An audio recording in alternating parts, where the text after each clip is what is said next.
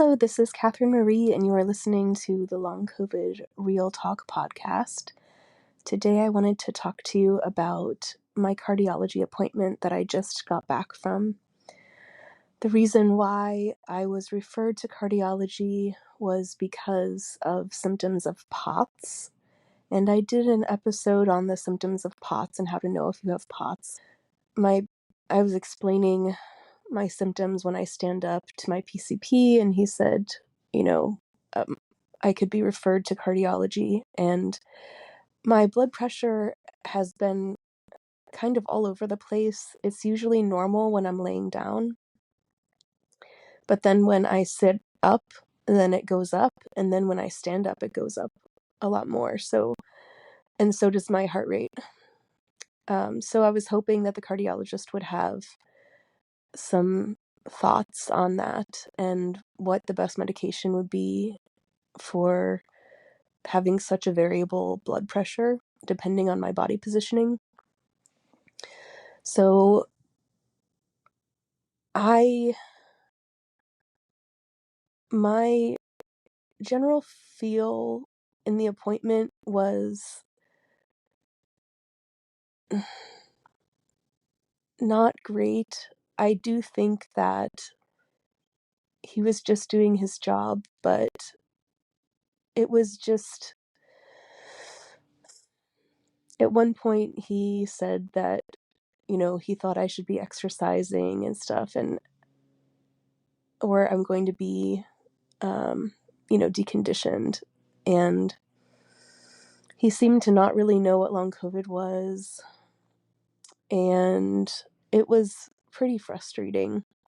But he did order an echocardiogram, and he started me on nifedipine, which is a blood pressure medication. And then I'm going to follow up with him when I come back from having the echocardiogram done. I just read the note, and if you have POTS, then your heart rate, the difference between standing and sitting should be like 30 beats per minute or more. And he said in his note that I did not meet the criteria for it. But I mean, that I don't really care what the diagnosis is. I just want to be able to stand up and not start to tremor, feel nauseous, have my eyes do weird stuff, feel lightheaded and dizzy.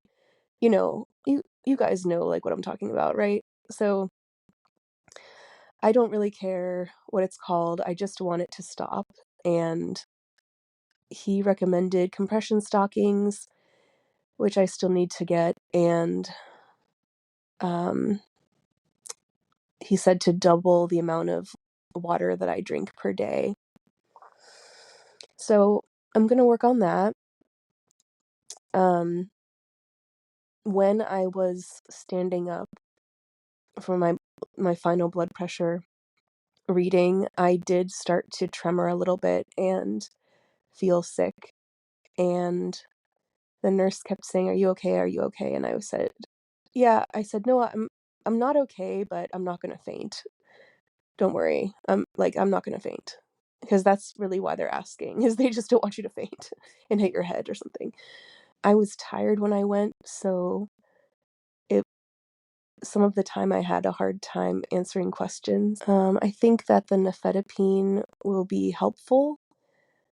He asked me to take my blood pressure every day while sitting and take it twice and just write down the second round of numbers. And I think that's it. He said he wants to see next time when I visit what my heart rate is then, if I'm still tachycardic. And if so, then he'll have to probably add another medication to decrease my heart rate. But I'm really glad that I went, even though it didn't feel good to go there, because again, it was, somebody that didn't really know much about long COVID, and, he expressed surprise that I haven't been at work since November, and it just was like frustrating. And actually, this brought me to another question that I wanted to ask, like everybody listening, basically. Um, is it our job to educate the doctors? Because when he was telling me to try to exercise, I wanted to, I explained post-exertional malaise. I explained that um, it's different for people with long COVID and that you can be in bed for days afterward. But, excuse me,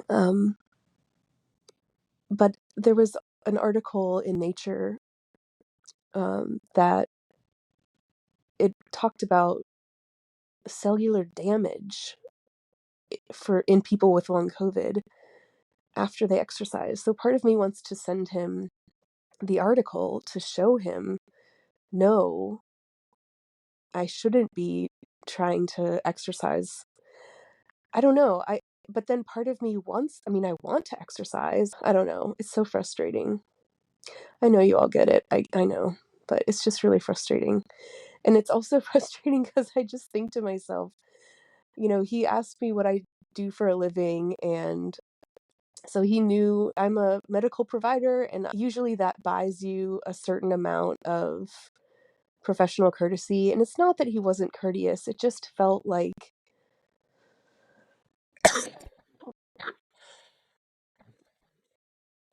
excuse me, it just felt like, the typical thing. Like he didn't really know about long COVID specifically, and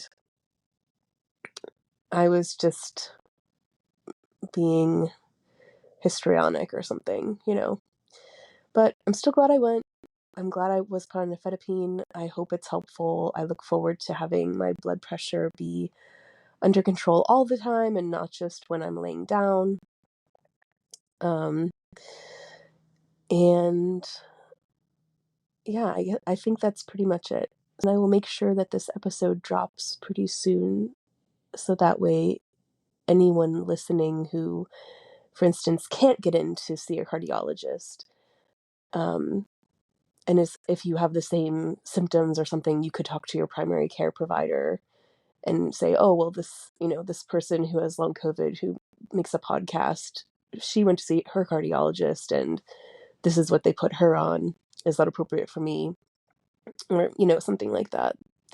That's why I'm sharing my medical information, even though I would prefer not to, but I feel like it's helpful for people, and so few of us have access to people that can help. And even the people that can help, most of the time, they don't have the background or understanding or knowledge of long COVID. And I live in an area where it's pretty much accepted as a thing.